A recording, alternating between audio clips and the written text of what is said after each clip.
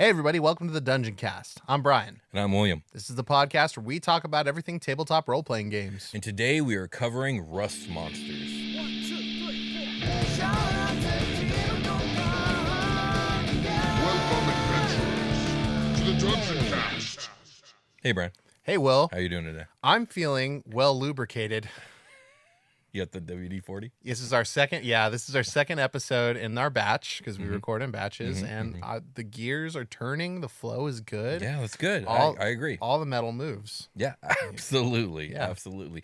Before we get any further into today's episode, I wanted to do a quick reminder to anyone interested in the book that we're writing, Starseeker's Guide to Drakenstar, the space opera, science fantasy, mishmash, 5e compatible source book we're making based off of our podcast Super Quest Saga.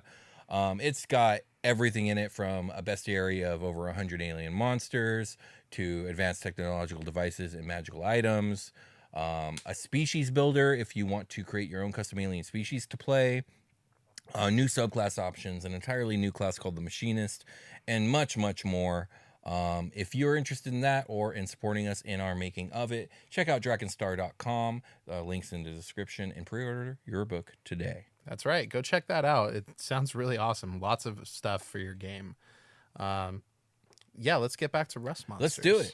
So I'm really into the classic monsters right now, Brian. Okay. So far this year, we have covered boulets, golems, and umberhulks. That's right. Those are all a lot of fun, too. Indeed. All monsters, it's hard to believe that we never covered before on the show. Mm-hmm. And now we have a classic among the classics. A monster that makes me think of D&D immediately, and one of those outside of the hobby are probably completely unfamiliar with.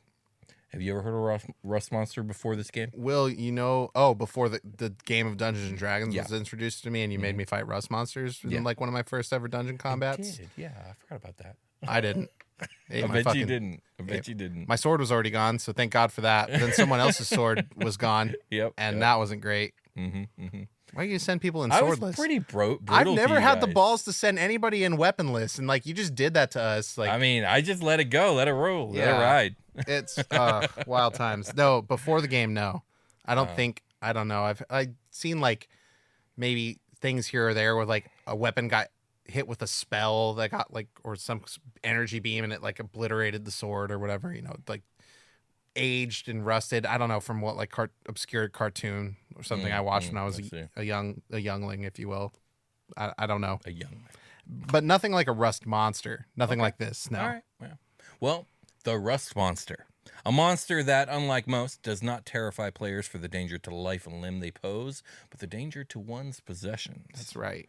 For to the Rust Monster, a warrior's mighty greatsword, a paladin's full plate armor, and a rogue's arsenal of weapons and tools are not threats upon its life to be avoided. They are instead delicious, delicious treats. Delicious. Yum.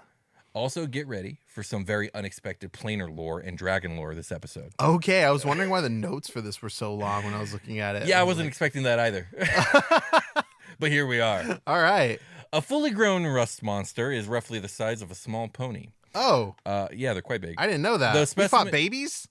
I don't remember. They were dog sized. I mean, I might have said that they were pony sized, and you didn't remember. I probably did. Damn, I probably did. Say fighting dog-sized. ponies. To be fair, they range in size from large dog to small pony, so that's their range. Okay, so pony is 4 feet tall, 5 feet tall. Yeah, I think so. Yeah. Okay, not like mini horse from Robin Big. You know what mini horses are?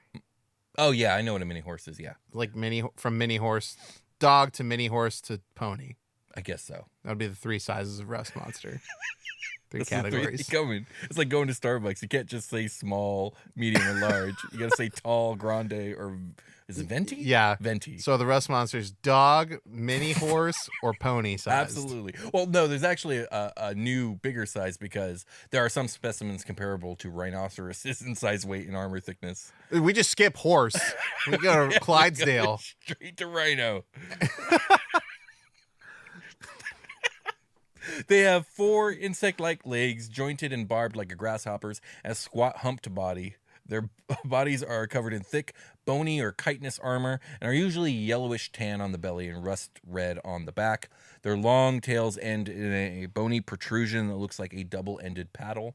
Rust monsters are said to smell like rusty metal. That would make a lot of sense. It really would. The most noteworthy part of a rust monster is its antennae. Covered in minuscule, stiff hairs, these antennae tie to a number of complex capillary tubes that stretch into the stomach. Rust monsters breathe in carbon dioxide and convert it into oxygen and other caustic gases. These gases are pumped into the small hairs where, upon contact with metal, the gases quickly initiate an oxidation reaction that corrodes the metal.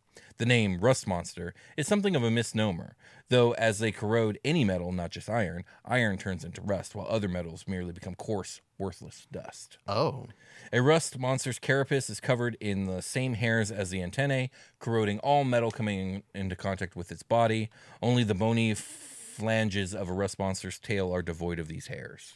Okay, so is it eating this stuff? It eats the rust. So it makes it rusty so it can eat the rust. Mm-hmm. Okay. You got it. I couldn't remember if it like ate the metal and then pooped rust. No. Okay. No.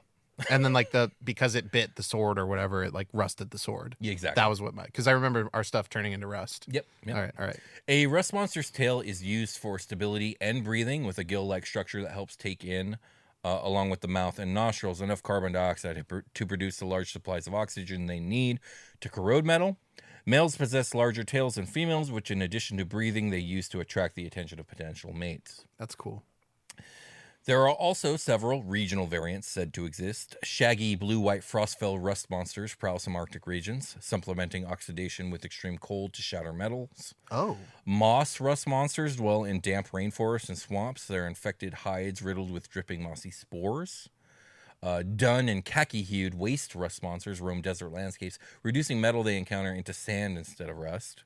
That's cool. Legends even say that some deserts were actually once the great sprawling cities of a learned and terrible race that raised buildings made of steel, but a horde of rust monsters reduced it to sand in one fell night. Get wrecked. This is fucking Modern like society. the locusts of Egypt that came in. Yeah, and like ate all the crops. But this one ate your basically. fucking house. Indeed. The Rust Monster is one of the Gygax originals that were inspired by cheap plastic toys purchased at a local dime store.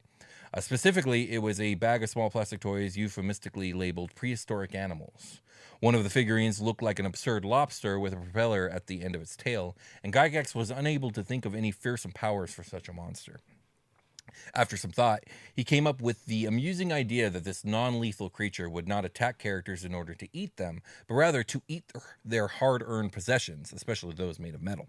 The Rust Monster ended up as one of the first monsters specifically created for Dungeons & Dragons, and has been included in every edition of the game, although various aspects of the creature have changed from edition to edition.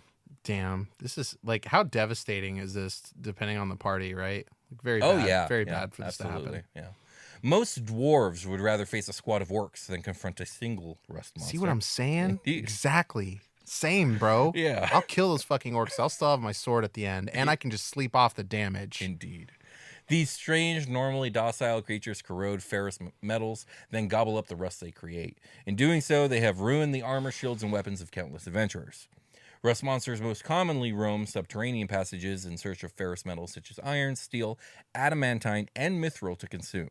They ignore creatures not carrying such metals, but can become aggressive towards those bearing steel weapons and armor. A rust monster can smell its food at a distance, immediately dashing toward the sense source to corrode and consume the object.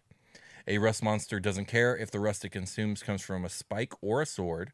Adventurers can distract the creature by dropping ferrous objects behind them. So, take my manacles, take anything but my awesome sword. Yeah, right? Like, you're going to drop the ball bearings, and they're going to eat them up like little piece candies. Of candy. Piece of candy.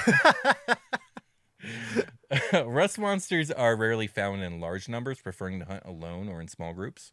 They meander along tunnels, moving from cave to cave in their tireless search for ferrous metals to consume. Their wanderings often bring them in contact with other Underdark denizens that find them harmless or unappetizing. Remember, they smell like rust. Right, So they okay. probably taste like rust. That's interesting. Yeah. You think an Umber Hulk would eat these dudes? I think Umber Hulks find them to be a delicacy, so yes. Oh, yeah. Thus, rust monsters may be found in close proximity to other subterranean monsters. If they are well treated and well fed, they can also become friendly companions or pets.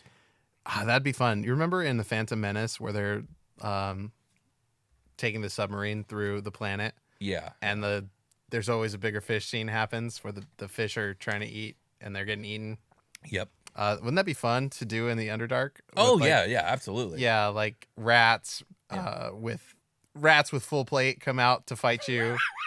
They're like and then super, a rust monster. they're like shows super, and then up. a rust And monster then come and like eat that, and then, a purple comes out. worm comes against Yeah, that. and There's always a bigger insectoid monster. Yeah, and then a purple dragon comes and like body slams the worm. I don't know. Now we're getting into like versus. I don't know who would win, purple worm versus purple dragon. Well, that's how you get out.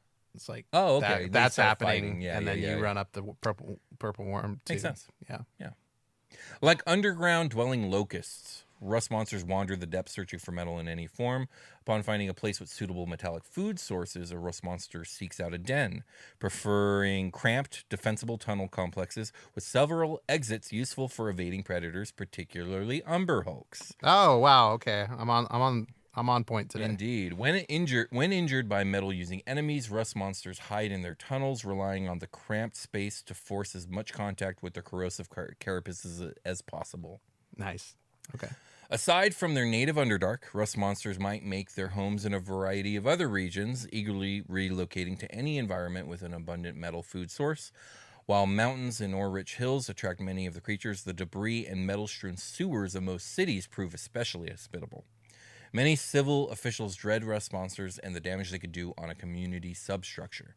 Rumors of a rust monsters infesting a city's depths often precede retellings of the tale of Haven City, a cliffside port, half of which supposedly slid into the sea when rust monsters devoured its underground supports. God damn, that's got to be a crazy one. Brutal. Yeah. We are Rust Island now. Mm-hmm. Many societies with access to rust monsters seek to domesticate them, hoping to deny their enemies the advantage of metal weaponry. Oh. In addition to war, rust monsters serve other uses. Many Duergar train rust monsters to track veins of ore or employ them against enemy fortifications and spells like Wall of Iron. In some societies, enterprising surgeons use rust monster larvae to dissolve and eliminate shrapnel, barbed smart. arrowheads, and other invasive metal weaponry. Yeah, that's cool to have like a salve of its like back hair scrapings or whatever. Yeah, sure. I mean, this is literally talking about dropping the larva in, but yeah, that works too. Yeah, I shaved the back of a rust monster and I lost that blade, but I have this now. Well, you did it with a bone scalpel. Oh. Like there's specialists out there that do have little tricky tricks like that. Yeah, exactly. Yeah. I'm a non-metal man. Magneto. I'll fuck up Magneto in a fist fight. I'm Wolverine before the surgery. Oh, yeah. Boneverine. Rust monsters are also extremely useful for destroying cursed items. And many adventurers laden with malignant magic items seek them out. Creatures vulnerable to specific metals also often exploit the defensive potential of rust monsters. Noble fey houses and packs of lycanthropes sometimes train rust monsters as guardians, eager to destroy the substances that would do their masters harm. That makes a lot of sense. Damn, that would be frustrating to go into a dungeon with a silvered lycanthrope. all of our swords. And then you just get fucking eaten. Our swords! Yeah. Ooh, a piece of candy. Yeah, exactly. Oh, man. Yeah. So I like that little synergy there. That's fun. That is really cool. As solitary creatures, they do not mate overly often. Males are completely uninterested in reproduction until they come into contact with a rare metal such as adamantine or mithril. This triggers psychological changes that activates the male sex drive. Oh, wow. Here we go. Thank you, Dragon Magazine. Thank you, Dragon Magazine. The male at this point harvests bits of the metal and scoops uncorroded chunks up with its tail and travels until it finds a female to present it to. Several males often compete to bring a female the largest amount of the rarest metals, with but one earning her attention. After winning a mate, the male remains with the females until their eggs hatch, then departs. Adventurers with exotic metal items might find themselves harried by waves of hopeful male rust monsters seeking the rare metals they need to impress a female. Oh, wow. That's fucking... Oh, no.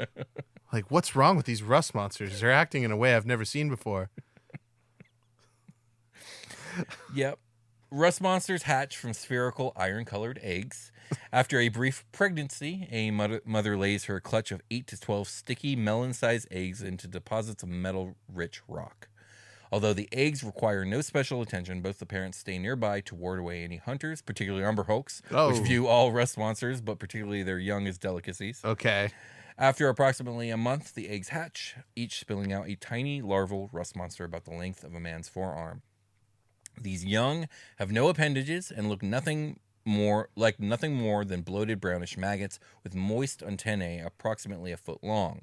These antennae possess the same corrosive effects as an adult rust monsters, and over the next 2 years grow in size, along with the legs and bony tail and hardened carapace. Okay.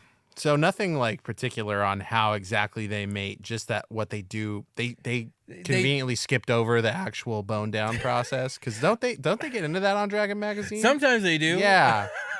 You just never know. Like, don't worry about this one. We don't need to tell you about the rust sludge. Yeah, sometimes the Dragon Magazine might be rated PG. Sometimes it might be rated NC-17. You just don't know what you're going to get in a Dragon Magazine. Let's take a short rest. Okay. It's the grand adventures of Ilian and Beard. Made it through all the vines. There's the hut. Fine work, Ben. Fine work. Thank you, Now, Ilian. Thank you. before we enter the hut, you must be warned, hags are not only dangerous, but they are a fickle and sensitive lot. No matter what you see in their being, no matter how hideous and appalling her visage, maybe you cannot give even a slight hint at your disgust. Not even a little bit. Not even a little bit. I will bewilder her with my constitution to maintain my visage. That's the Which is spirit. one of nobility, grace, and Yes. power. Absolutely. I'm ready. My, when you flex is so impressive. Okay, let's go. I didn't even realize I did that. Okay, I'm going to knock. Go ahead.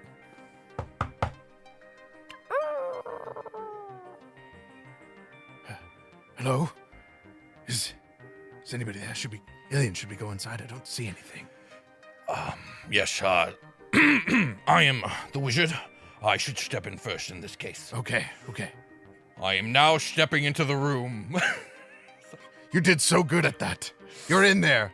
You're Hello? actually in there. Hello, is anybody home? Ilian. There in the corner. What do you see, Ben? There in the corner. Look. Oh my God! Oh. Hello, dears. I mean, my lady, pardon the intrusion. I am Ilian Star the Green.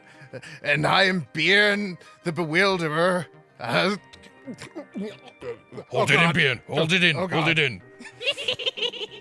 A pose at the side of my toes. Are you? Oh my! They're greener than my beard, They're terrible. They're terrible. and they smell awful. I hate it. I knew you'd be here. I foresaw your arrival long ago. You seek the Backer's burrow. Ilian, how does she know that? Hags are quite powerful. Not as powerful as wizards, but they are quite powerful Please in their make magic. her put her feet away. Make her put My them lady, away.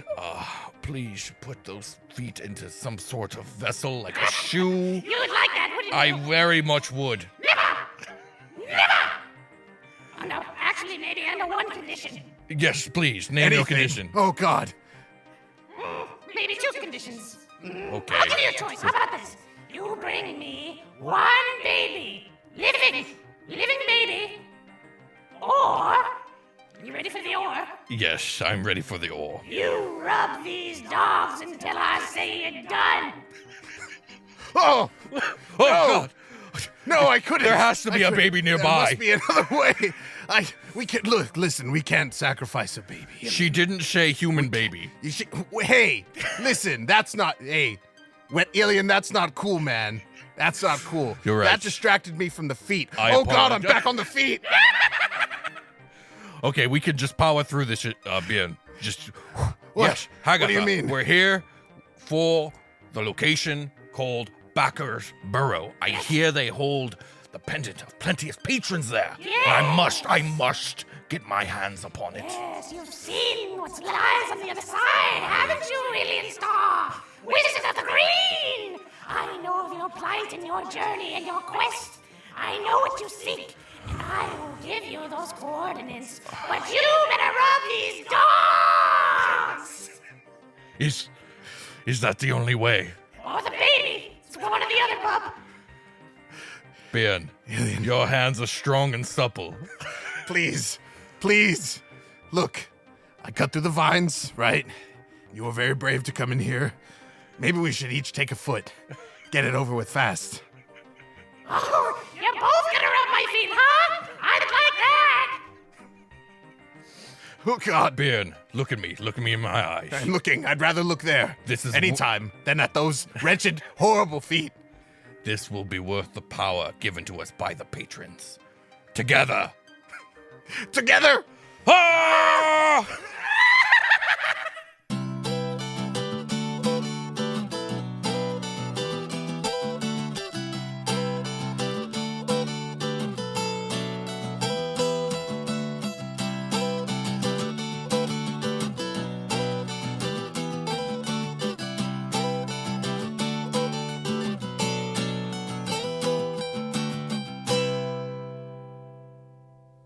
We've returned. Indeed, we have. We're fucking back. Indeed, we are. And we're even less rusty than we were before. No, But we could be very rusty depending on we're so lubed up right now. what we encounter. Yeah. Coat your weapons in WD-40. Rust Monster can't smell them anymore. There you go. I saw. Just dip them in oil. This isn't exactly related, but I saw a review, which I'm sure we're going to read at some point. But it says something along the lines of this podcast is essentially one guy making jokes while the other guy tries to keep things straight while slowly also making jokes.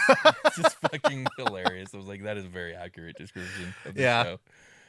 Yeah, we should do the reviews after this. We've had some really good ones come in. Okay, then we'll read reviews at the end of this. Yeah. If you want to support us in our shenanigans, you can do so at patreon.com/thedungeoncast. I've said shenanigans on the show. Damn it. Is there something wrong with that? What's wrong with that? I don't know. Some people might think so. I like the word shenanigans. I think it invokes a very particular type of buffoonery. It does. Oh, you said buffoonery. Damn it. Mischievousness? Don't say bazinga. Damn it, I said bazinga. I don't know what we're referring to anymore. It's okay. Go to patreon.com/thedungeoncast if you want to support what we do here, which is all those things we just said. There's lots of cool stuff on there. You'll see. Let us know what you guys think of our little skits.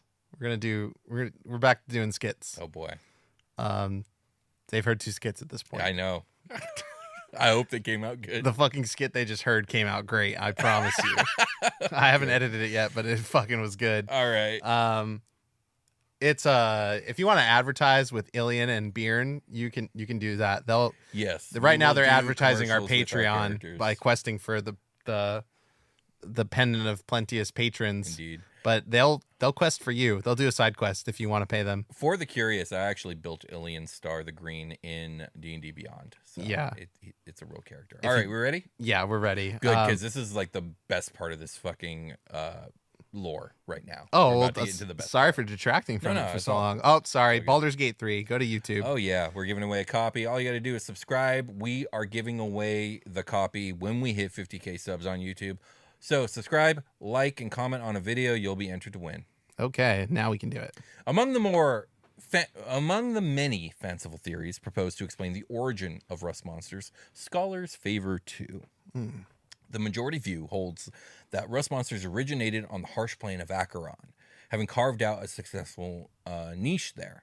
With an infinite number of metal cubes, rust monsters can feast freely on the essence of the plane itself. Some scholars believe that Acheron's crashing cubes were not always the rusted and pitted wrecks seen today. Oh. Their pristine geometries eroded over the eons by rust monsters' insatiable hunger. It just takes them a long time to eat it. I mean, there's just a lot. They're continent-sized. Right. Yeah. They're huge. On Acheron, the native bladeling tribes treat rust monsters with respect and dread. Now, we haven't talked about bladelings. Okay. They'll probably get their episode one day, but they're very pointy people. That's my quickest description. They're just people that look like they're covered in blades. Like that one Pokemon? Which one? Pawniard and like its evolutions? No, that would be cooler. They're more like a quillfish. Oh, they're just pointy. Like they just have spikes coming out of them. They're very pointy people. Gotcha. Anyways, the jagged pages of bladeling holy scriptures predict an apocalypse ensuing when these marauding aberrations bore a planar hole in Mechanus and rust away several key gears, bringing the multiverse to a grinding cataclysmic halt. Oh. Lending credence to this belief, some of the best traveled planar explorers tell tales of planet-sized cubes on Acheron's furthest frontiers, skeletal hulks reduced to little more than rusted frames, and home to populations of rust monsters that dwarf the number residing in all the material planes.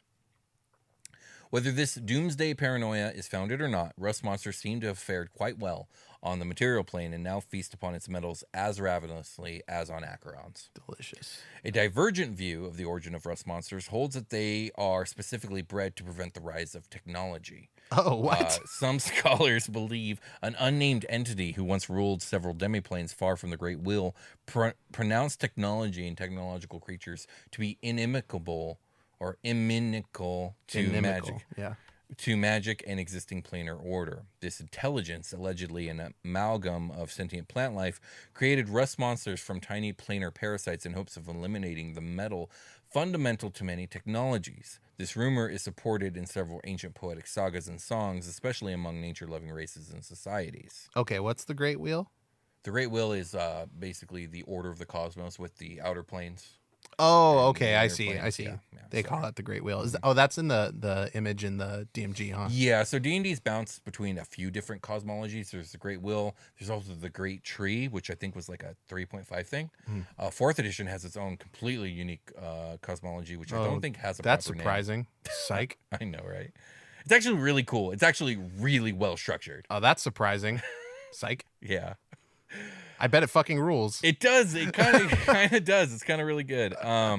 Where was I?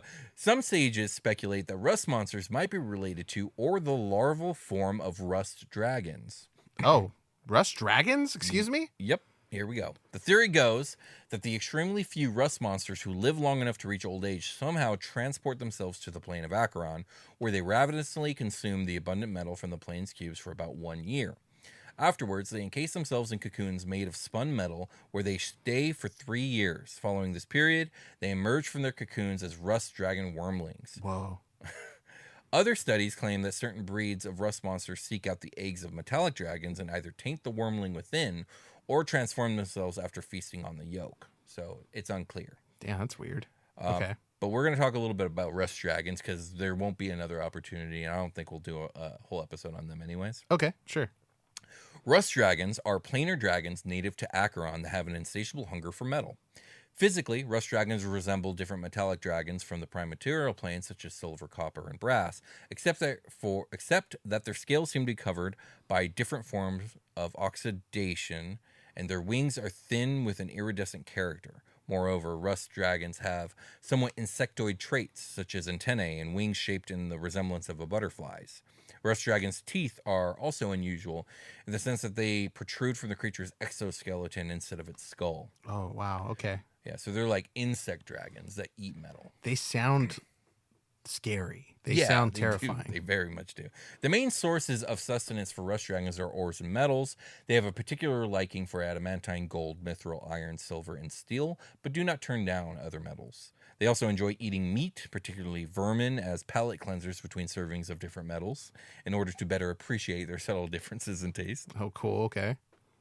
Rust dragons are not exceedingly aggressive or violent. They mainly attack out of hunger, and even so, only to the point where they can secure sustenance. Despite being very focused on the task at hand and not tolerant to much meddling in their affairs, they're not above withdrawing from a hostile situation in which they have the disadvantage. Another trait that sets rust dragons aside from other dragons is that they do not have the habit of hoarding treasure, save for a handful of gems that some of the oldest rust dragons might want to carry. Any metal object that comes in touch with a rust dragon's skin or its bite immediately rusts away into uselessness. They are also incredibly resilient against damage from weapons made of metal. Only extremely powerful magic weapons have a better chance of withstanding this rusting effect, but no weapon is completely immune. Damn, no weapon. This should be in the category where we do like artifact episodes of how to destroy the metal ones. Feed it to a rust Like, dragon. or just have a rust monster / dragon around. Yeah. That's very true. Rust dragons possess 2 breaths, a line of acid, and a cone of extremely corrosive reddish-brown liquid that immediately destroys any metal item it touches. So not acid, but sort of. Acid and super acid. There's acid and then something just like it, but not, this one's a cone. Yeah. Only objects with some sort of magical enhancement can stand a chance of surviving it. They can also create effects similar to acid fog, repel metal or stone, and wall of iron spells. Just do a little bit of Magneto work here. Yeah. That's interesting. It is speculated that rust dragons are the ones largely responsible for the ongoing degradation of the oldest cubes of Acheron. The Doom Guard, we got another faction from Sigil.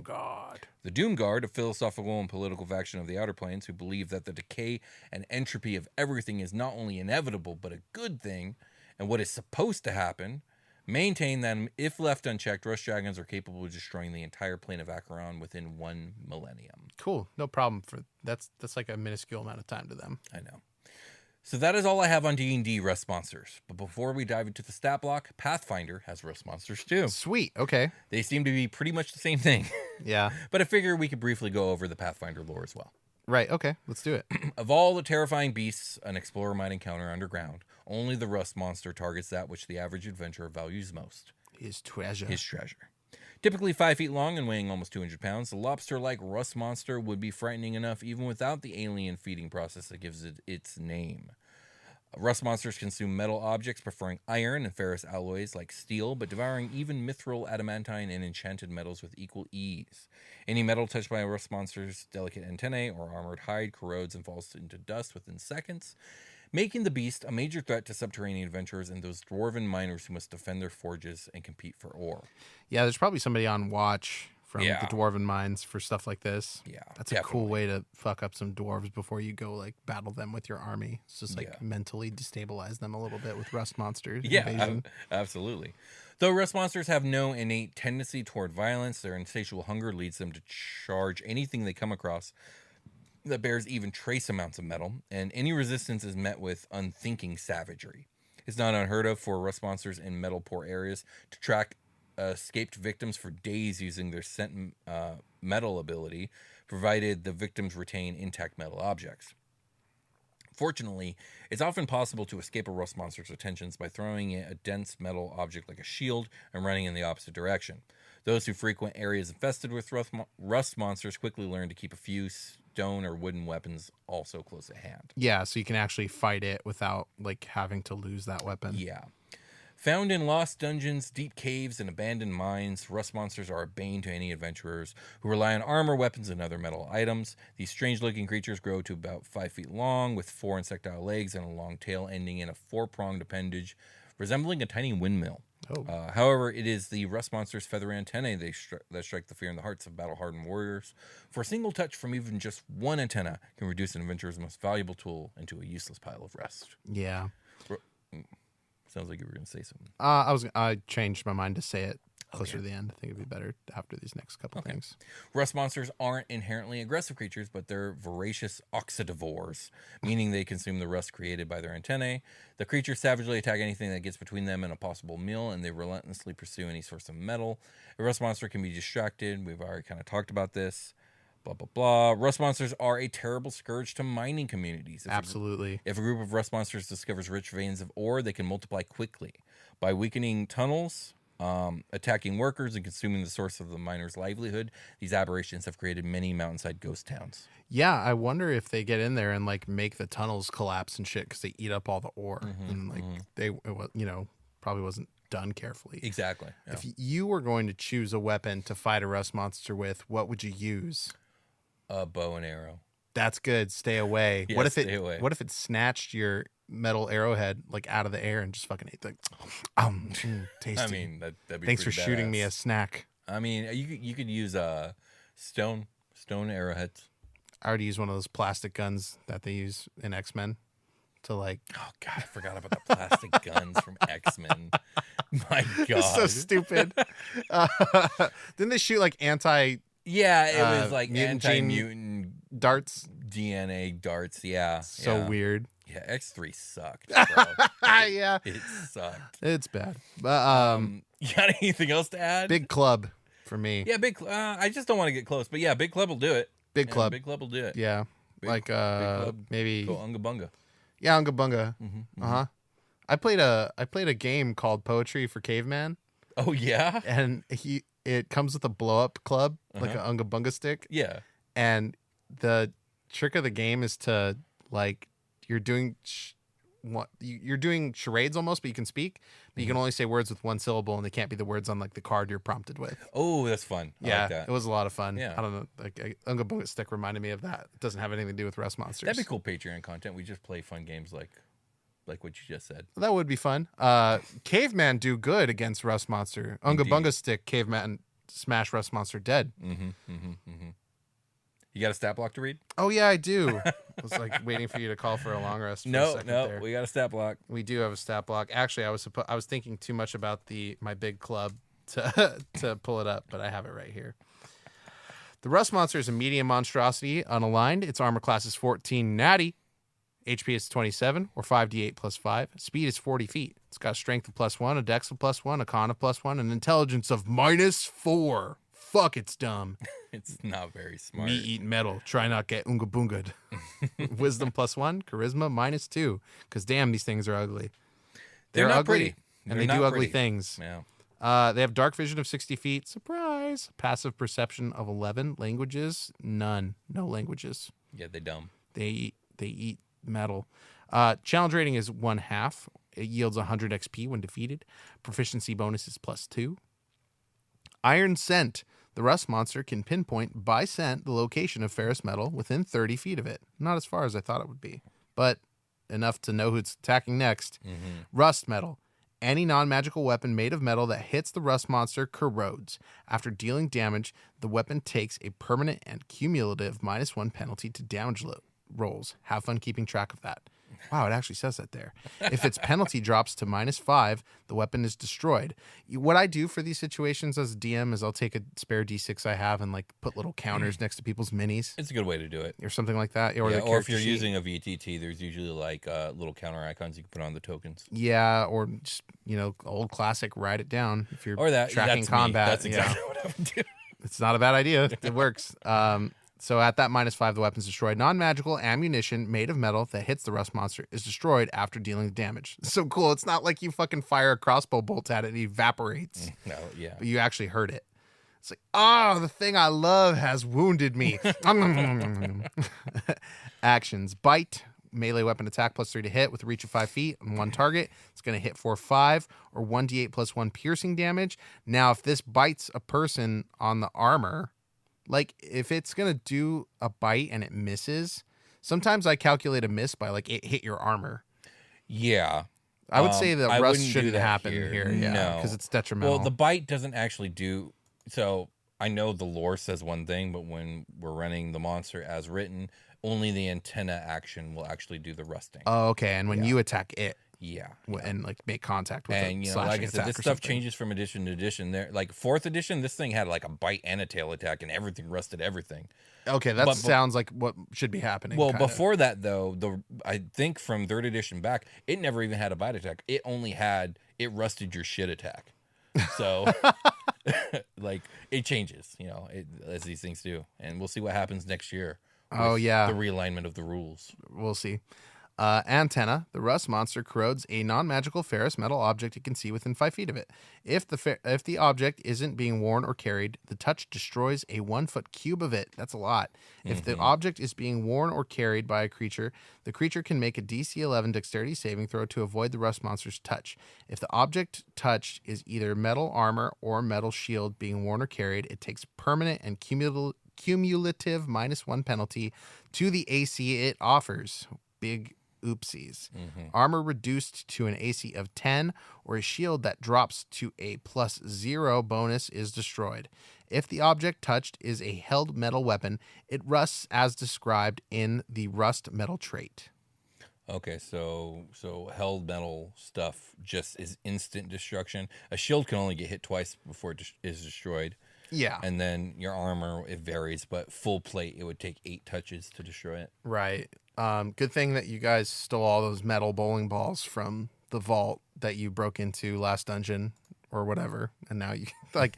I'm trying to think what would be the best distraction. Like ball bearings, I think really would be like. Ooh, Yeah, no, they're great for that for Yeah. sure. Although they might be too small. Oh, You know what I think mean? so? Like, I feel like the smallness of them would be like, especially one that's desperate and it's been hungry for a while. Yeah, if it's desperate, that'll work. That's my point. Is they're fantastic if the rust monster goes for it. Yeah, it might. Well, here's the thing: if you're running away from a pack of rust monsters, let's say there's 3 of them, Yeah. and you ball bearings, and they don't stop to eat them, they gotta deal with the ball bearings, baby. That's Hell true. yeah. That's true. Although, again, their touch. Those ball bearings are going to rust as they're running over them and disintegrating. That'll be funny to see them like do a whoopsie fall, and then it explodes in dust, and then they like snort it like cocaine off of the dungeon floor. Yes, that would be hilarious. Oh, that rust monster fucking parties, bro! Holy shit! Holy shit. That's so funny. Hey, did They're you like, hell yeah, ball bearings, throw some more. Fuck, I love those things. That's the good shit. Can you read the Pathfinder 2nd edition stat block as well, sir? Oh my gosh, yeah. What's the website called? Just type in Rust Monster PF2E. That'll get it done. Archives of Nethys. That's Archives of Nethys. That's what it was. That's Got it. It's loading. Give me just a sec. Found, and you already read all that shit. So let's get to the chonky stuff here. Rust Monster is medium aberration. It's in the bestiary, page 283. Its perception is a +8. Dark vision. It's got metal scent of 30 feet. Skills: athletics +7, +13 to disarm a metal item. Ooh. Yeah, I gotta say that the artwork that Pathfinder 2nd edition does for these monsters blows away the 5th edition stuff. And the 5th edition art is good. Yeah. I'm not saying it's not not good, that bad. But I'm like, This holy one's shit, this superior. rust monster looks amazing. Yeah, it's superior, surely. Yeah. It doesn't beat anything that 1st edition has to offer. Advanced. What do you mean? Those old black and white stat blocks. Oh yeah, those are wild. Those are fun. primo. If I'm ever getting a monster tattooed on me, it's going to be in that style. Yeah, I agree. I agree. We got strength +0, dex +3, con +1, intelligence -4, wisdom +1, and charisma +0. I like the difference in dex here. So they're quick. In Yeah, Pathfinders. it makes a lot of sense. Yeah. Little wily little Well- bastards rusting all You your know, shit. I left it out of the notes, but in the early editions, rust monsters literally moved like 4 times faster than an adventurer, so you couldn't run away. That's fucking yeah, infuriating. you had to deal with them. That's cool. They take that away because in 5th edition they only have 40 feet speed, which is still faster than an adventurer, but not like 4 times faster. You can tell how much TTRPG players complain based off of like the de-evolution of a monster over time and special abilities. Very true. Why does it have to be so fast? Metal scent. A rust monster can smell metal as a precise sense. AC is 19. Fort is +8. Ref is +10. Will is +6. Ref. Fortification and what is REF? It's fortitude and reflex. Fortitude and reflex. Okay.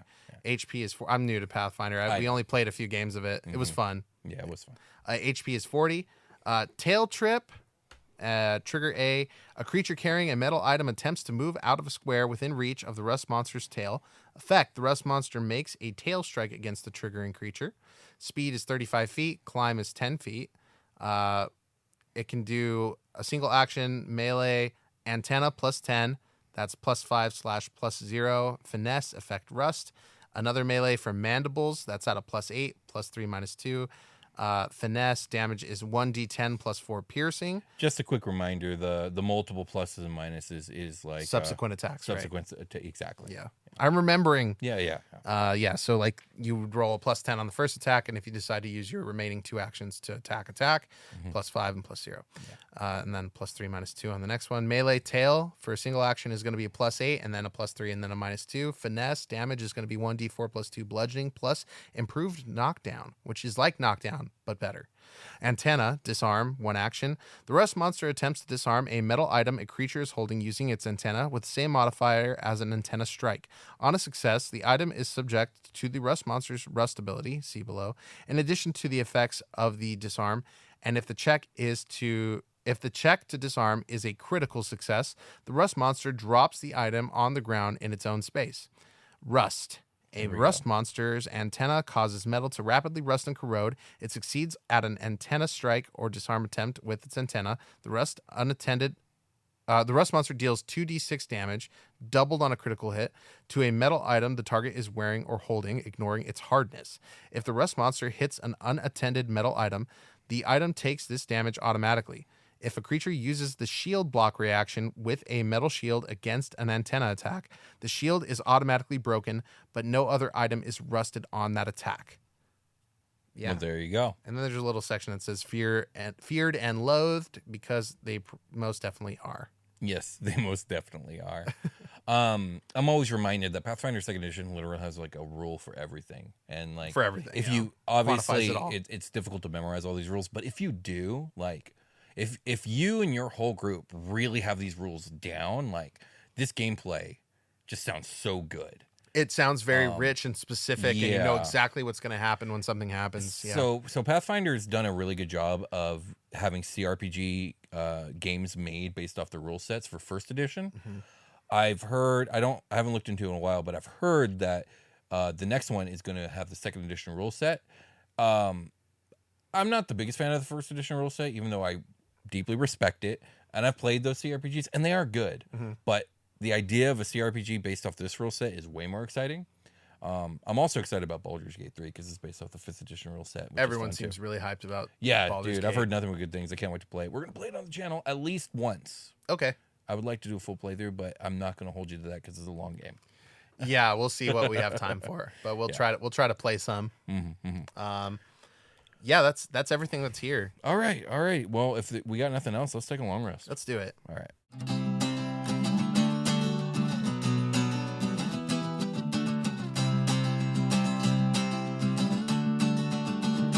Hey everybody, welcome to the long rest. This is the part of the episode where we like to kick back, take it easy, and don't get our metal shit fucking destroyed for no reason. It's so true. Our microphones would be eaten to smithereens Heartbreaking. in like a bite. We're like one antenna rub away from destruction. Indeed. Anyway, we want to read some reviews. Yes. William, would you like to do that? All right. I Podcast got reviews? a couple really nice reviews that Oh, came yeah. in very recently. Yeah, we've been calling out for you guys to review the show. It's one of the best ways to like support us Mm-hmm. outside of like a monetary endeavor, and we really appreciate it. It's like a great way to spread the word. Yeah, absolutely. So this first one came in from that's GHGGGBBVVV I love that name. on July 10th. Cool name. Titled Love the Show. Great tool for new and veteran DMs. Forgot the two hosts' names. Just remember them as the dick joke one and the apologetic one that is slowly making more dick jokes. You know what? See that. Fair enough. I sense some sarcasm. I think they might be being coy in that remark. I think they're being accurate is what they are. Oh, well, I didn't say they weren't being accurate. Yeah, okay. I love it. We also got a review from Dafyed. That's Dafyed on July 12th. Timeless D&D or tabletop RPG content. With a huge library of topics perfect for DM/GM and player alike, just search up something from an upcoming or recent session and get the background info with these deep dives. Thank you guys. Both great reviews. Super appreciate it. Yeah, we really appreciate it. If you guys want to go review the stuff, you might have it read on the show. It's fucking great. Like really, thank you guys for coming out and doing that. I think we have some of the highest number of reviews in our like category right now, and it's all thanks to you guys. So thanks. Like we kind of were doing some comparisons for reasons that we might get into right now. But yeah, we were looking at that stuff, and I was really impressed with you guys. So thank you so much for answering the call. I have some YouTube comments I want to read because this has always been a fun segment so far. Mm-hmm. I'm going to read them from Lum the Mad. I don't think we read from here yet. If we did, I'm sorry. And I'm sure I'll remember by like the fifth one. Like oh shit, Once we've we read get to these, huh? 5. That's so fun. From Brad Reuter 5859. I love your episodes and I'm looking for things to build a session around. I'm definitely using the Like a Jaeger for an upcoming session because of this Like a episode. Yeah, that was good. Thank you for going into the history of everything you do.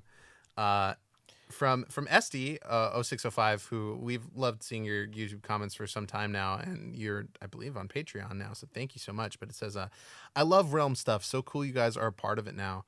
And they left a second comment that says, that was a wild ride. I love it. Yeah, That was the Greyhawk that stuff was is crazy. Yeah, The Greyhawk stuff is I crazy. love Greyhawk. Yeah. Thanks, ST. Yeah, we are now part of the Realm Network. Indeed. We've moved off of Blue Wire. Thank you so much to Blue Wire, but they were a sports-centered network, and you guys probably heard some fucking off-the-wall ads like that didn't make a lot of sense with our show, and that might still be the case. We don't really control who advertises on the dynamic part of the thread here, but I know that people were getting like sports advertisements, hearing about sports podcasts, things like that. And people were like, hey, what the fuck? And we were just like, you know what? That's who picked us up. Yeah. But Realm reached out to us in the middle of our contract, and we decided it was time for a switch into a more on-brand thing. So thank you so much to the Blue Wire team for having us for so long. And they did well by us, but we have moved on to Realm. Thank you guys so much for picking us up. And the transition was smooth and easy, and it's great to be on the network with so many other fantasy and sci-fi podcasts and stuff like that. It feels a little more in genre and at home in terms of that. Agreed. Yeah, so thank you guys. So we got Nikolai Qvale.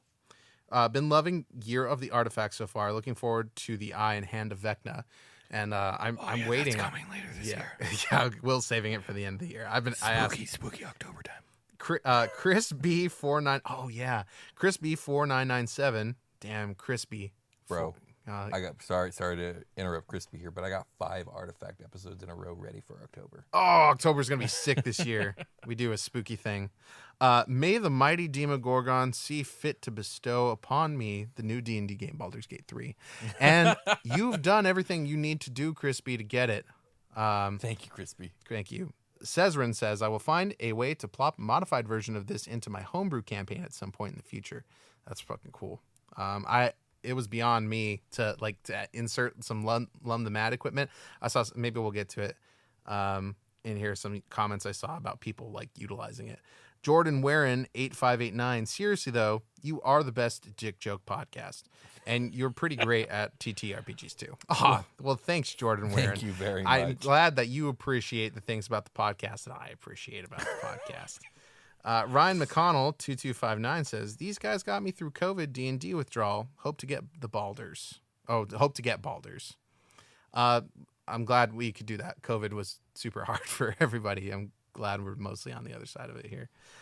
Jordan Harrison 249, is there plans to make custom artifacts dedicated to Demogorgon? Free idea. Possibly. I'm not sure. Again, Delicious free idea. Yeah. That might be a cool thing to talk about in Discord. Yeah, I agree. Bozo Dodge 1838 says, welcome, my son. Welcome to the machine. Great video, my dudes. I think that might have been some sort of movie quote. That's a Pink Floyd quote. Oh, nice. One of my favorite Pink Floyd songs. Will got it. Yeah. There you go. You really touched a nerve there. Julio Gouveia 9447 in quote says, it's so stupid that the words you just said are canonically true. Pretty much summarizes this podcast. It does. It really does. Oh man, that was about Spider-Man. That quote. I was like referencing how Spider-Man knocks up Mary Jane and makes her radiation sick. Yes. Yeah. God, I agree with my previous statement. Timothy Hannah 6304 says, thanks guys, as usual, great content, appreciate that, thank you. Let's see, Ryan Lord 7708, damn, that's the Lord of all Ryans. Yeah, all Ryans. Good claim. Nice way to defend the hill. I've listened to all episodes and I play Pathfinder. Love the Year of the Dragon. The Year of the Dragon is goated. Good stuff. I think. Yeah, we got to do some Pathfinder Dragons. It's hard. It's hard to fit all this stuff in, guys. I'm trying my best. If you guys want to hear about Pathfinder Dragons, let us know in the comments. Yeah, if anything, if we've proven anything, it's that we eventually get around to it. Yeah, after years it might take and years. 7 years, but we'll get there. We're gonna get around to it. Zach Scootin 1218 says, loving the show and looking forward to what comes next. Been listening for a long time now. Came in around the 2nd year mark and binged to get caught up. Do have one off-topic question, though. When will DCYI come back, Will? Oh, I miss that show a lot. Dude, could you imagine dude, was a could cool you imagine? show? Yeah, absolutely. Unfortunately, as of Oh, right you now, answered. You Oh, answered this okay. comment. Yeah. I guess you could read my answer. Will says, right now we don't have plans for a comeback date. With the show, the 5e book I'm working on, and some new projects in the works, there just hasn't been time for me and Tom to record. But we hope one day to be able to record some more DCYI in the future. That would be fun. Indeed. Brian was on an episode. I was. It was a cool one. We talked about what if dragons were real. We did. And we then did. we talked about how they would We fucking join the capitalism march. Yes, and absolutely. Continue what is currently going on in this country. For all we know, dragons were already invaded. Yes. Also, we talked about putting together our dream concerts. Oh yeah, we did. That was fun. Yeah. My fight. Colin Lucci 3462 says my 5e campaign is going to space, and a primer on Lum is just what I needed. You know what you also need? Super Quest Saga. There's a book I'm writing called Starseeker's Jacket Star. Check it out. There's a link in the description below. Let's see. I feel like I'm the guy from Resident Evil 4. Hey there, stranger. I got what you need. And I open up my trench coat. I just got Starseeker books. That reminds me of that fucking Sesame Street bit where it's Ernie or Bert. It's Bert. Yeah. And somebody in a trench coat comes up and is like, "Hey, you want to buy some 8s?" He's like, "I can't. I don't have any money. I just spend it all on 9s." Guy just came by and fucking 9s. But then there's a meme version of I've never seen this. There's a video that's a real Sesame Street skit, and then there's a meme version of it where he's like, "I can't. I bought a bunch of 9s," and he's got a fucking gun. That's hilarious. Anyway, I think I'll pass. 9056 says, time to give my players a button from these machines and watch them panic. I like that. If they find out some, just a piece of the machine going out into the world, and it still operates for whatever reason, that's fucking creepy, first of all, and really cool. Yeah. Samrad 750 says, y'all are my absolute favorite. Thank you for doing what you do. And then there's a green heart emoji, which I've never seen. That's my favorite color. Nice. Good one. Y'all are really hitting it with Will this time. Not John Brown 6740. Hello, Not John Brown. Blessed with back-to-back uploads. Oh, it's because I was late on the YouTube upload for this because our recording schedule got messed up. Yeah, last time. In reality, you got the same amount of episodes in the same amount of time. Yeah, just staggered. Funny. Sorry about that. Sometimes the YouTube is what goes when I run out of time. Yeah, it gets uploaded eventually, though. Always. Yeah. Let's see. Oh, there's references to other stuff. I think we'll just read a couple more. Okay. Gustav Fargon says good stuff. Felipe003AR says amazing as always. Thank you guys so much. Marcus Simoes 2909 says, hey, Will, if you want to know more about Greyhawk and heave fun, maybe they meant have fun, read the novel The White Plume Mountain by Paul Kidd. I would. Maybe I will one day. When we have time to read again. I appreciate the recommendation. Yeah. I'm currently listening to a series I didn't even was aware that existed called the Deathgate Cycle, written by Margaret Wise and Tracy Hickman, the creators of Dragonlance. Nice. And right after they were done Dragonlance, they moved over to this unique fantasy setting that they created, and I'm loving it right now. So I'm a little tied up, but maybe I'll make some time for it at some point. Let's see. MHMD8RD says, love the content and both of you. Keep up the good work. Thank you. We love you too. Chuggio. A big fan. Love the podcast. Love you too. Thanks, Chuggio. Burkez says, love you guys. You've given me so much inspiration and you've made me better at DMing by 2.5 meters. Excellent. Now Baldur's Gate 3 for PlayStation 5. Let's go. Let's fucking go. I hope you get it, Burkez. Hey, don't play favorites. It's randomly generated. There's no way for me to do that. I know. I hope they get it though. One of these motherfuckers is gonna get it, and you're all qualified. Thank you so much. Absolutely, it's really helping out. Jason, the YouTube traffic is up. I noticed. It just feels that way. I don't know if it's actually up. The comments are up. Comments are up, baby. That's gonna help the algorithm.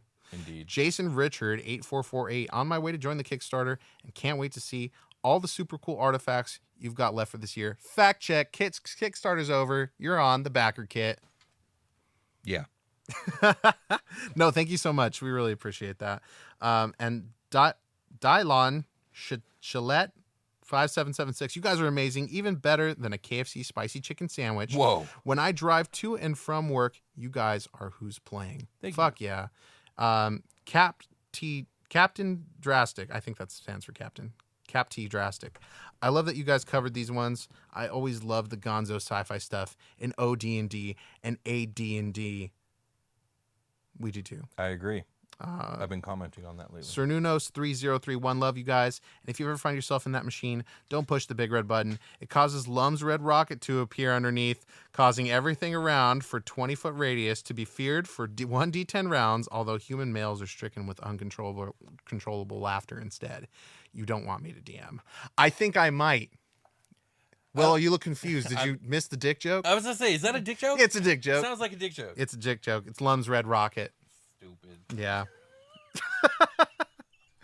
I think that's what where we're gonna leave it off. So there were a lot more comments on this episode. I had to jump around a little bit, but thank you guys so much for taking the time to comment on our YouTube episodes and leave reviews on the podcast. It really does help a lot, and the whole goal of that is outreach. So if you guys want to help this show spread and more people listen to it and get bigger, that would be really awesome for everybody involved. I think the community as a whole and the Dungeoncast would benefit. So if you guys want to contribute even more to the community, you can go to Discord. You can check out a few other things. There was something I'm supposed to read that I've been forgetting to read. Oh, gosh. Yeah, absolutely. Sorry, I forgot it last episode. Maybe I'll add it on. Hang on a second. There it is.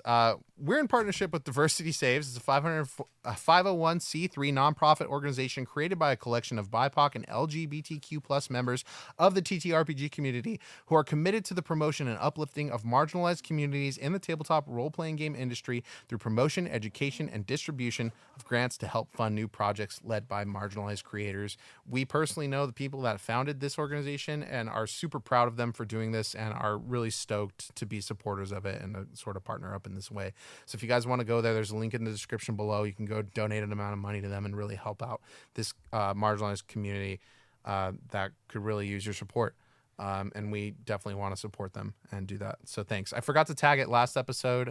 It's part of my exit notes here to do that, but we are we just transitioned to Realm and we've got a lot of cool things lined up and we had to take care of some stuff. I think I got a little discombobulated, so sorry about that, but please go check out Diversity Saves. It's run by great people and it's a great cause.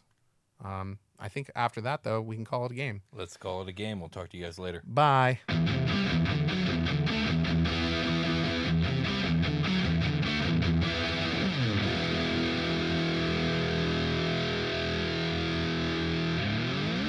The Dungeoncast.